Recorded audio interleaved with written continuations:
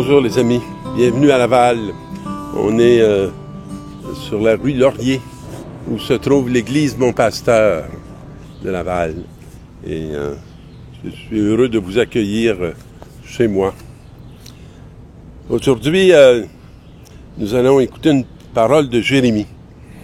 Jérémie, un prophète qui avait beaucoup de tempérament et qui va se retrouver dans une situation difficile. Effectivement, il n'y a pas beaucoup le sens de la politique, Jérémie. Le peuple est actuellement, je dirais, du côté de Babylone. Et le roi de Babylone est un ami quand même de cette communauté juive.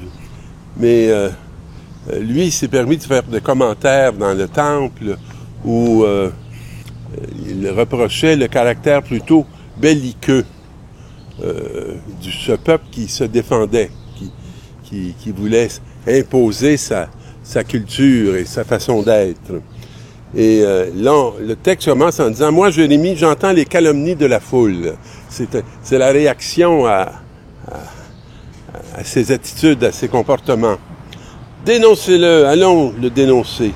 Celui-là, l'épouvante de tous côtés. » Alors, ça veut dire celui qui fait peur, celui qui est toujours inquiet. Beaucoup de personnes trouvent que les croyants, c'est comme si on aurait peur de Dieu et que la soumission à laquelle on consent, c'est par peur. Alors qu'en vérité, il en va tout autrement. Moi, je pense que notre monde, à nous, a plutôt peur de Dieu. Et c'est pour ça qu'on veut en nier l'existence.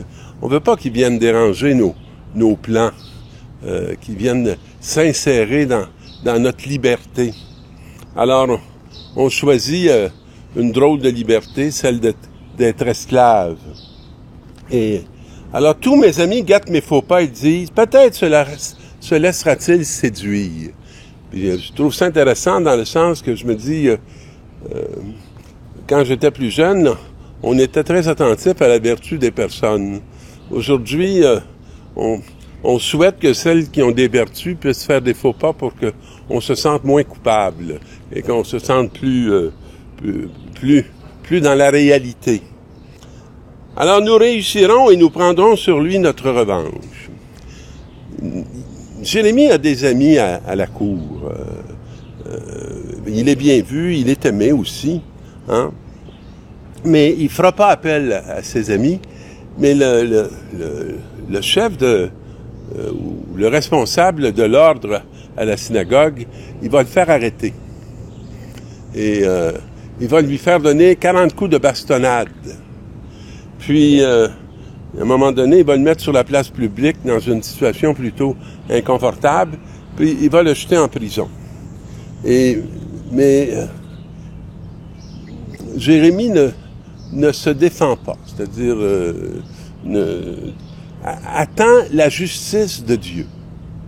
Alors, mais le Seigneur est avec moi, tel un guerrier redoutable, mes persécuteurs t'ébloucheront, ils ne réussiront pas, leur défaite les couvrira de honte, d'une confusion éternelle inoubliable. Alors voilà son espérance. Mais il remet toute sa vie dans les mains du Seigneur. Alors, il ne peut pas faire sa justice. Il attend la justice de Dieu. Ce qui est une attitude très chrétienne. Seigneur de l'univers, toi qui scrutes l'homme juste, toi qui vois les reins et les cœurs, fais-moi voir la revanche que tu leur infligeras. Voyez-vous, il est dans l'espérance. Puis, il n'y a pas du tout le sentiment d'être abandonné. Car c'est à toi que j'ai remis ma cause. Chantez le Seigneur, louez le Seigneur. Il a délivré le malheureux de la main des méchants. Alors, est-ce qu'on a plutôt tendance à se faire justice à nous-mêmes ou est-ce qu'on fait confiance à Dieu qui va faire une vraie justice? Une justice qui sera sans entrave. Dans la deuxième, c'est intéressant parce que c'est Paul qui va affirmer que le don gratuit de Dieu et la faute n'ont pas la même mesure. On peut être impressionné par le ravage que peut faire le péché, mais c'est pas la même mesure que le bien que fait la grâce qui nous est donnée en Jésus-Christ. Non pas une grâce qu'on mérite, mais une grâce qui vient d'un amour fou que Dieu a de l'humanité et de la créature qu'il a établie. Hein. Et on retrouve cette réalité-là dans l'Évangile. Ne craignez pas les hommes, rien n'est voilé qui ne sera dévoilé. Aujourd'hui, le ciel est voilé. Nous sommes dans une période où il y a des feux abondants. Et quand le ciel est voilé, ben, il n'est pas clair. Et là, ce que l'Évangile est en train de nous dire, c'est que les choses qui sont pas vues, ça va finir par être clair. Et là, on se dit, ben oui, mais c'est ce feu-là qui arrête pas de faire des ravages. Oui, mais ce feu, comment se fait-il qu'il dure, puisqu'on nous dit que c'est un des plus grands feux de toute l'histoire. Alors, ben c'est parce qu'on a asséché la terre. Alors, aujourd'hui, ce qui est très visible, c'est le feu. Et puis, c'est le voile. Mais à un moment donné, ce qu'on cache, ça va devenir clair. Alors, rien n'est caché qui ne sera connu. Ce que je vous dis dans les ténèbres, dites-le en pleine lumière.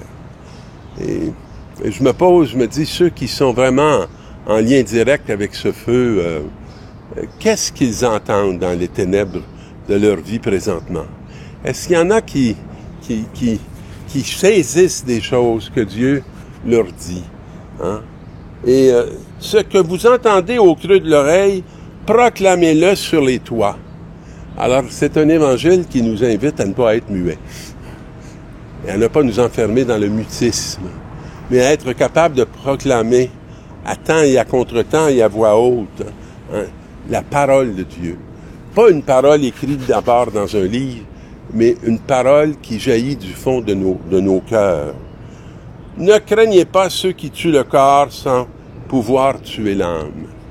Alors, et souvent, on se tait parce qu'on veut pas être rejeté.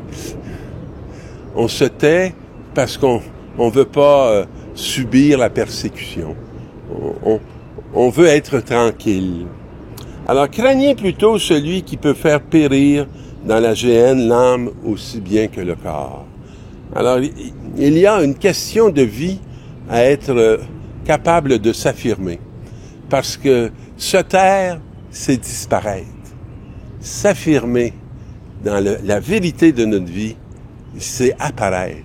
Apparaître comme un fils de Dieu. Apparaître comme quelqu'un qui met sa confiance en une force beaucoup plus grande que toutes ces armées ou toutes ces manipulations ou ces persécutions qui ne peuvent pas atteindre l'âme de celui qui vit par la foi. 2 moineaux ne sont-ils pas vendus pour 1 sou? Alors, vous comprendrez que ça n'a pas beaucoup de valeur, 2 moineaux.